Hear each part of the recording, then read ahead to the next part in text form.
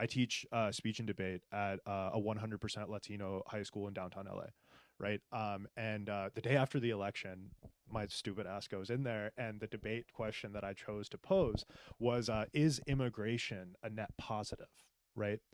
And what I wanted is for these students to be able to debate back and forth, right? To be able to see both sides of the argument and be able to understand that if I am engaging in this conversation with someone in the real world, I want to be able to point to facts, right? I want to be able to point to real arguments. But instead, what happened is these kids honestly were on the verge of tears. Why? Because their parents are the ones being deported, right? Their sisters, their brothers, themselves even maybe are the ones being deported, right? And so that's why I think it's gotten to this heightened state, is because it's so clear to see the connection between what you are saying you want to happen and the end of my life as I know it, right? Because that is what's happening to these kids, right? Is that their parents are very likely going to be deported, and now they feel that, you know, whoever voted for the other side wants to see their parents gone. And so that feels personal. Yeah, definitely. I Yeah. get that. Yeah.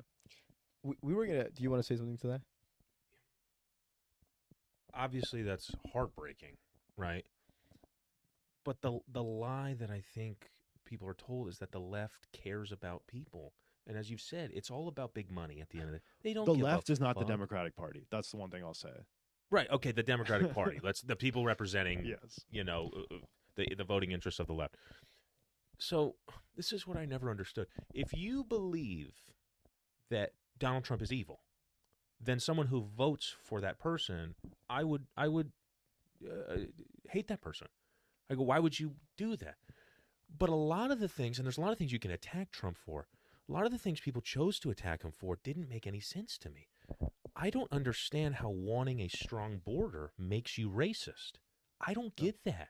And that was what was shoved down our throats for a long time from the media, was that if you want a border wall, which maybe it's not feasible, maybe it's not possible, maybe it's not worth it, but if you want something like that, you're a racist. It's like, well, when you establish those false pretenses, then sure, you're going to hate me. But that go ahead. The one thing I'll say is, like, part of when I worked in DC is I've actually consulted for Customs and Border Patrol. And the one thing I will point out is that there has been no administration over the last 30 years who has wanted to decrease border security. In fact, I have been in meetings where we're talking about Fourth Amendment violations in order to keep people safe against the border. Fourth Amendment violations. Fourth Amendment violations that government contractors are very happy to do because it makes them money, and the government is totally happy to do because it makes them feel that we're adding to safety, right? The Patriot Act was an interesting example of this being used for border security. What all I'm saying is that there has been no administration over the last 30 years who wants a weak, uncontrolled border. Right, That is a lie. but we were told that one party or one individual was weaponizing this. So you're essentially proving the thing that we're agreeing on, which is that no, Americans want a strong border. Yeah. So if you let people in, I mean, there was a 60 Minutes, piece. But no one's letting people in. It's the rhetoric. No, people, no, people were used, being, right? no, people were being let in. People were, there was no record, there was no reprimanding. It was like pretty much a free for all at certain parts on the border. I saw it. It was on 60 Minutes, which is a left leaning. What I'm saying is that, like, we're not like opening doors. The fact is that maybe they're not receiving the funds that they need in order to do what they want to do because it's unfeasible. So one thing I want to add, I was listening to a podcast, and it was a border security guy on there, and he was literally saying that we weren't allowed to, what he said, reprimand these people just because of, I don't know if it was state or federal, whatever it was. I think it was federal regulation. Just that I believe it was about a week. There was like a week hiatus right there where they weren't allowed to actually touch anybody coming into the border. And he was saying, like, why is this happening? And the guy goes, I couldn't do anything about it. I actually was listening to Ben Shapiro on the way here, and he talked about exactly that. Oh, did he? And the funny thing is that, like, that is because they were just giving it to the jurisdiction of local police to be able to handle in Texas. And yeah. But the idea is not that we do not want law and order. The idea is not that we don't want fairness. The idea is not that we're trying to give a leg up to people who come into the country, without paperwork and things like that. The idea simply is that, like, we are not, like, viewing people who come in from the South Side as bad people. I think the part where we are disagreeing is that, like, nobody's saying that because you want to build a border wall that you're racist. That's not the case. I think the part that's racist is saying that you're bringing your worst people, that you're bringing rapists, you're bringing MS-13, when that is a But a lot of them a are. a lot of them are is completely false, dude. So over the last No. 140 years, It could be less than over the 50%. last 140 years, there have been studies performed by Northwestern, by Stanford, where they look at crime rates of people born in the United States versus immigrants, and it is always lower from immigrants. Right, but no, but my point is, say 140 a years. million people come over the border, right? 90% of them are law-abiding citizens. Yeah, the way they came in the country is not the way they're supposed to, but like they do pay into the taxes. That myth that illegal immigrants don't pay taxes is not true. Mm-hmm. The fact that they're going to take jobs from people is not true, because they're taking jobs that, you know, as Joe Biden would say, I don't know, black kids can be just as smart as white kids, or whatever the fucking dumb shit he said. But they're not taking a lot of these jobs that people are claiming. Those are going overseas, right? There's a lot of misconceptions about that. But if a million people come over the border and 1,000 of them are MS-13, that's 1,000 unchecked MS-13 people we did not need to have here. So even if it's lower than 50%, that's still a lot of people who are not. I'm not saying every person who comes through the border. And the truth is, a lot of the people who are coming through the border these last 4 years were not Latino. They were from Asia. They were from the Middle East. They were from. It's not a racist, like, Yeah, majority look are at Mexicans. South It's American not Chinese. Yeah. Yeah, no. That's not what it was. It was just a literal funnel through the border where, as you said, to your point, they couldn't do anything. And that is, what is a bigger threat to national security than not knowing who is coming through? Venezuela emptying their prisons and going, hey, just go to America. Get the fuck out of here. And a lot Like doesn't thi- constitute for majority. I think that's the point. No, and in fact, what I do want to point out is that is in fact a lower percentage than Native Americans. Yeah, but it like, does- not Native, not No. You Indian may be Native right, Americans. but it But what doesn't. I'm saying is that, like, if ahead. statistically speaking, this group of people is less dangerous than the existing group of people, then the data shows that if you let them in, you will actually become safer. I'm not kidding. Like the fact is that, like, you want to point to organized crime and MS-13 as an example of what's wrong with the world, right? Mhm. It's the exact same thing that was done with the Italians and the mob. It's the exact same thing that has been done time and time again. It has been hundreds of years that this country has pointed to immigrants and tried to relate them to crime. No, but but the it's not fact immigrants. is It's that not they're- immigrants. But what I'm saying is, like, you're talking about a weak border. A weak border is only pertinent if we're talking about immigration. Therefore, we are talking about immigrants, right? We're talking about illegal immigration. I'm talking about immigration in any form. Again, like I'm Right, I citing. know, but we're not arguing about that. We're not arguing about Let me immigration. I jump- love it. Everyone's an immigrant here. You're at- saying at some point. illegal immigrants are more Illegal- likely to be criminals. No, I'm not saying that. I'm saying would you not want to check people in to go, hey, this is someone we want, or even if the rate's lower, I don't have the statistics in front of me, but even if it is lower, wouldn't you want to handpick every single one that you think is going to be a net positive to our country and leave the other ones out?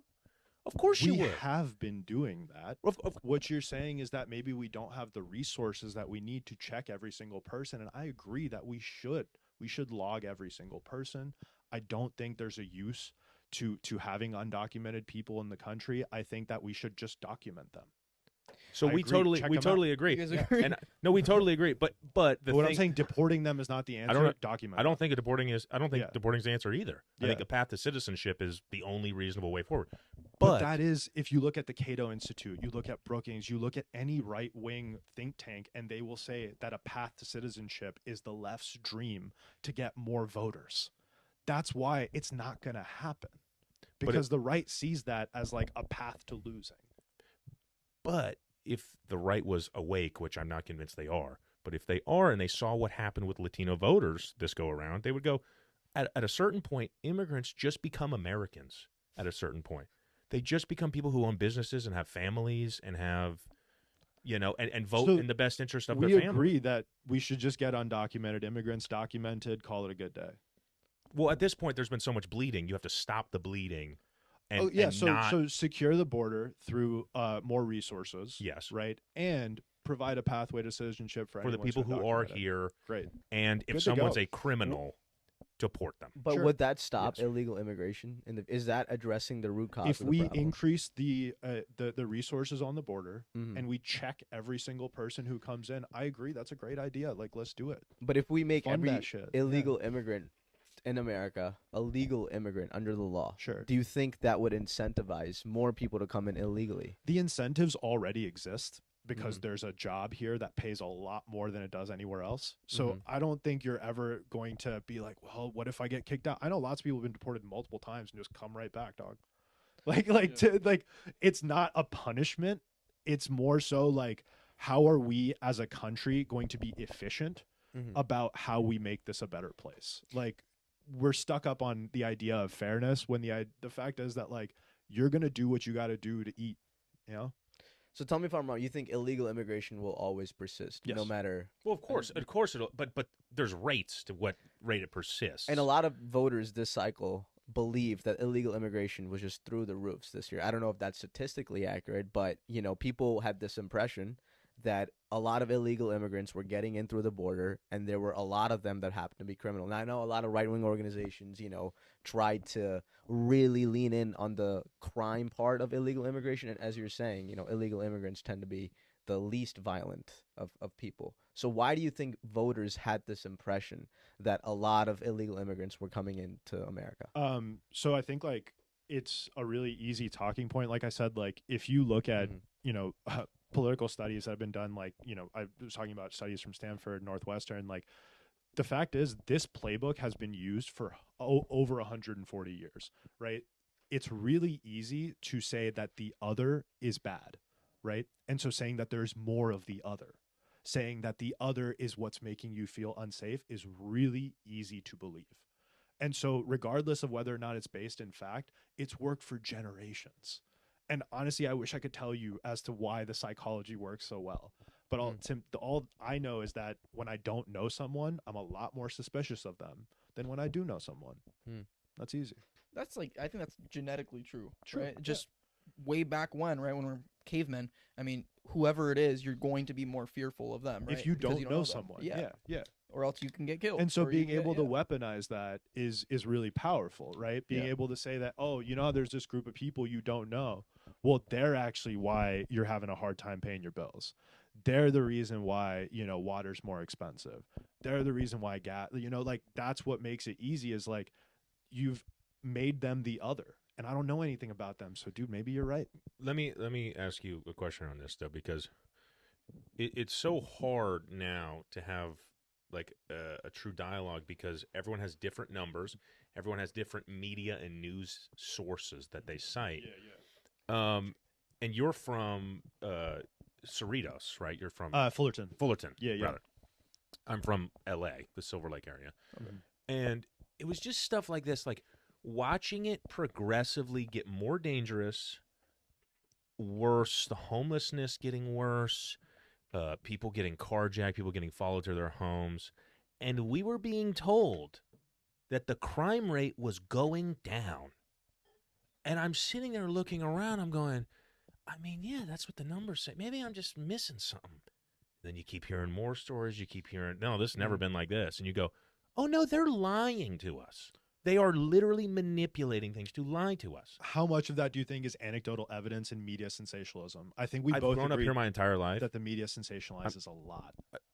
You could shut off my phone and shut off my television, and just the people that I know and the walk to the street, to my car, to where I work, to where we do comedy, it's significantly worse, significantly more dangerous. There definitely is a lot of that goes on, sensationalism, but particularly in these cities, I even have the most liberal friends that I know are like, yeah, these blue cities, we fucked up. We need to start cracking some skulls now. So I want to ask you a question on that, right?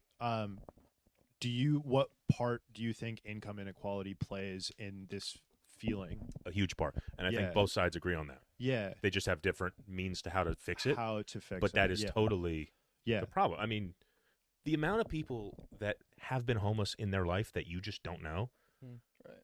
Yes. because they kept it quiet Yeah. is insane. Yes. And it'll make you be way more empathetic to that when you're, someone who's successful now. Like, I lived in my car for a while. I was Yep. homeless. And you're like, what? Dude, I live right next to Barnesdale Art Park. I walk my dog there in the mornings, and most of the people who are parked there are sleeping in their cars. It's like 7:30 a.m. Right? They're sleeping in their cars. They got dogs in there too. They're barking at my dog. Yeah. But yeah, it is tough to see, and I think like I'm glad that we agree that we can talk about income inequality, right? Like as like a driver of a lot of this stuff, and yeah,